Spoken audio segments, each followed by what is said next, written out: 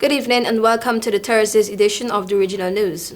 Barbados was ranked as the least corrupt country in the Caribbean by the Transparency International Corruption Perceptions Index (CPI) for 2022. Jamaica ranked 8th in the Caribbean and 69th in the world on the CPI. Its ranking remained unchanged from 2021. The Dominican Republic and Guyana in the Caribbean were the countries that improved their ranking on the CPI for 2022. The CPI determines a ranking of 118 nations and territories around the world according to perceived levels of corruption in the public sector. The ranking is scored on a scale of 0 to 100, with a 0 score meaning highly corrupted, to a score of 100 which means very clean.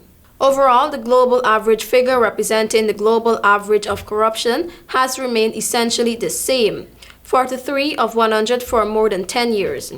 Over two-thirds of the countries ranked scores under 50, and in spite of real efforts and some gains by some nations in addressing corruption, no significant progress was made against corruption in 155 countries since 2012. Conditions have actually gotten worse since 2012. The ranking of the Caribbean states on the CPI for 2022 was as followed: first, Barbados; second, the Bahamas; third, St. Vincent and the Grenadines; fourth, Dominica; fifth, St. Lucia; sixth, Grenada; seventh, Cuba; eighth, Jamaica; ninth, Trinidad and Tobago; 10, Guyana; 11, Suriname; 12, Dominican Republic; and 13, Haiti. St. Kitts and Nevis, Antigua and Barbuda, and Belize were not included on the list. Soca artist Rodney Benjai LeBlanc appeared before a Port of Spain magistrate on Wednesday, charged with using obscene language. Police said that he was arrested on Carnival Tuesday night in St. James and physically appeared before a magistrate on Wednesday morning. His case has been adjourned.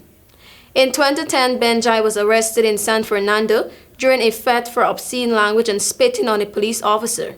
He pleaded guilty to obscene language charge, but denied spitting on Police Corporal Valentine Eastman. He was found not guilty of assaulting Eastman in 2014, following which he sued the state for false imprisonment, wrongful prosecution, and excessive force. Benjai was compensated for the excessive force, but lost the other aspects of the lawsuit.